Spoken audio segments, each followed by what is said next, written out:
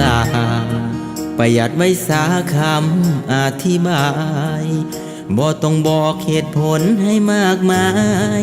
ถ้าจุดหมายเจ้าคือจบเท่านั้นก็บ่แม่นฮักดอกตีกับหลายปีที่เฮามีหยังกันเมื่อบ่มีเยื่อใยต่อความฝันคงถึงวันอายต้องอกหัก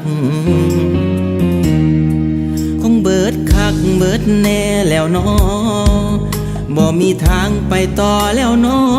ฮักเป็นย้อนหยังอายบ่อยากหูจักแต่เสียใจคักเมื่อคิดฮอดวันที่ผ่านมาเจ้าตัวว่าฮักอายเจ้าทำท่าฮักหลายจนอายเสือสู้เพื่อฮักบ่เคยเหนื่อยบ่เคยเบื่อบ่เพื่อความฝันเพื่อคำสัญญานี่บ่คำว่าฮักอายบัดสิไปเว้าง่ายๆว่าจบนะความผูกพันเนิ่นนานที่ผ่านมาบ่มีค่าบ่มีแหงสิเหนี่ยวรั้ง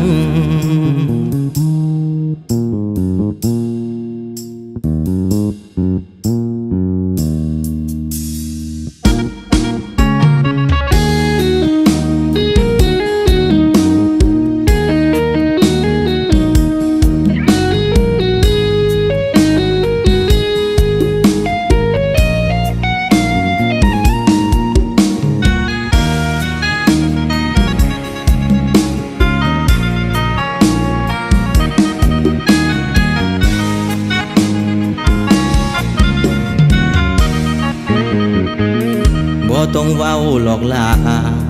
เอาเก็บไปสาคำว่าห่วงหลายปล่อยให้คนถึกตัวคืออายไร้สาใจกับฮักที่พ่ายพังเวลาดีๆของชีวิตที่อายอุทิศเพื่อเฮาทุกอย่างระเบิดเวลาจะฟังไว้ที่ปลายทางคือฮักห่างๆโอ้ยมันเจ็บคักเบิดคักเบิดแน่แล้วน้อบ่มีทางไปต่อแล้วน้อฮักเป็นย้อนหยังอายบ่อยากหูจักแต่เสียใจคัก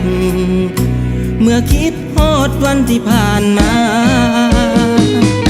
เจ้าตัวว่าฮักอายเจ้าทำท่าฮักหลายจนอายเสือสู้เพื่อฮักบ่เคยเหนื่อยบ่เคยเบื่อบ่เพื่อความฝันเพื่อคำสัญญานี่บ่คำว่าฮักอายบัดสิไปเว้าง่ายๆว่าจบนะความผูกพันเนิ่นนานที่ผ่านมาบ่มีค่าบ่มีแห่งสิเหนี่ยวรั้งอายเพิ่งรู้ว่าวันที่ผ่านมาเจ้าบ่เคยบ่เคยหักอายเลย